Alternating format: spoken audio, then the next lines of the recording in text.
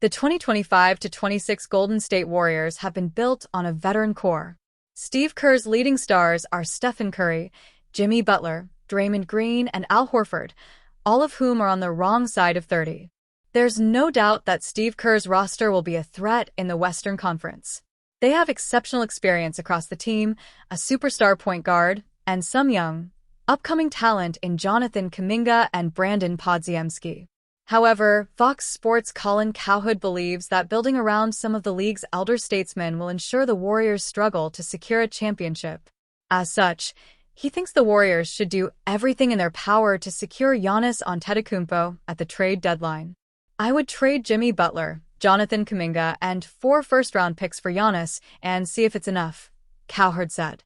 Steve Kerr's too smart to think that, yeah, these old guys, I don't buy it. I think Warriors tickets are expensive. As long as Steph's around, they're fun. The West is young, athletic on the wing, great rim protectors everywhere. Cowherd's trade proposal for Giannis would likely fall short of what the Milwaukee Bucks would be looking for. However, if the Warriors were willing to include additional young talent such as Podziemski, Moses Moody, or even Tracy Jackson-Davis, a deal could be agreed.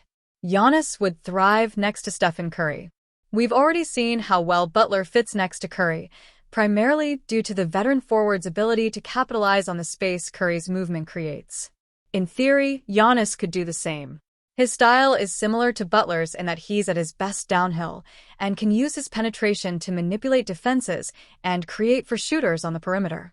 Giannis is also a blur in transition and can be unstoppable when building up steam on full-court darts to the rim.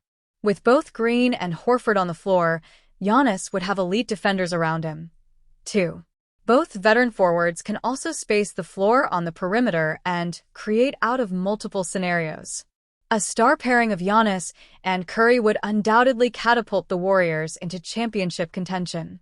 Nevertheless, Milwaukee will likely do everything in its power to resist the temptation to cash in on its 2-time MVP.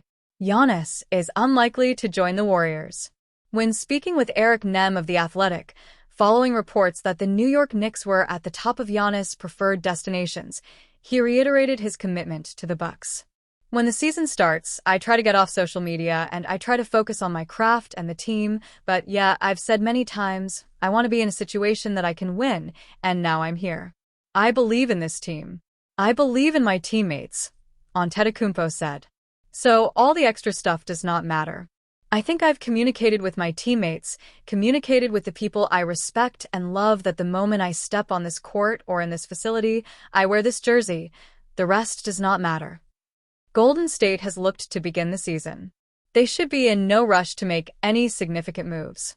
The current roster is more than good enough to contend for a championship. However, if the team falls short this season, the Warriors should certainly explore what it would take to bring him to the Bay Area next summer. The Golden State Warriors couldn't keep their early momentum rolling on Friday night, falling 139-119 to the Portland Trail Blazers. Coming off a thrilling overtime win over the Denver Nuggets the night before, Golden State looked drained. They committed 25 turnovers and struggled to handle Portland's length and athleticism, never finding the rhythm that carried them through the first 2 games of the season. Steph Curry led all scorers with 35 points, 6 rebounds, and 3 assists, shooting 12 of 22 from the field and 7 of 14 from deep.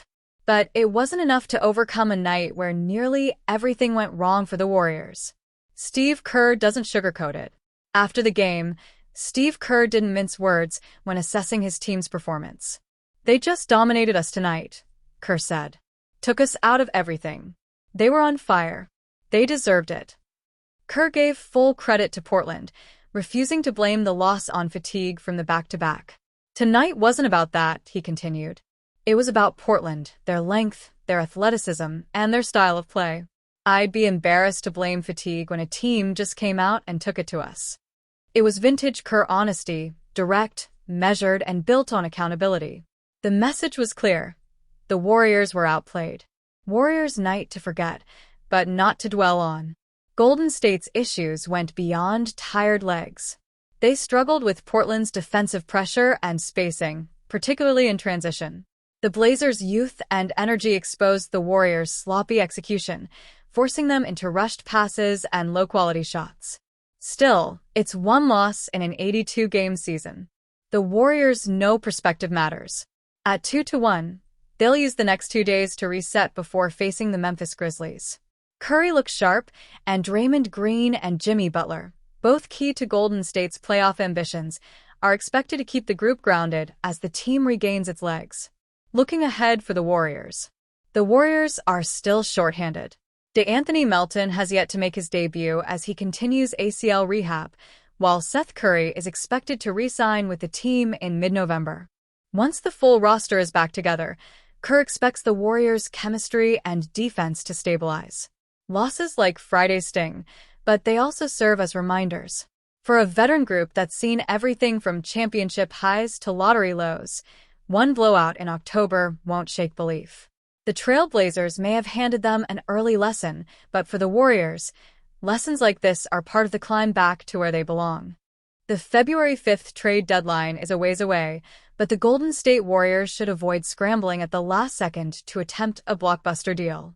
While the franchise could use a youthful center who can stretch the floor and assist Steph Curry in ball screen situations, Bleacher Report's Greg Swartz believes that the Dubs could benefit from reuniting Al Horford with a 31-year-old NBA champion Boston Celtics guard.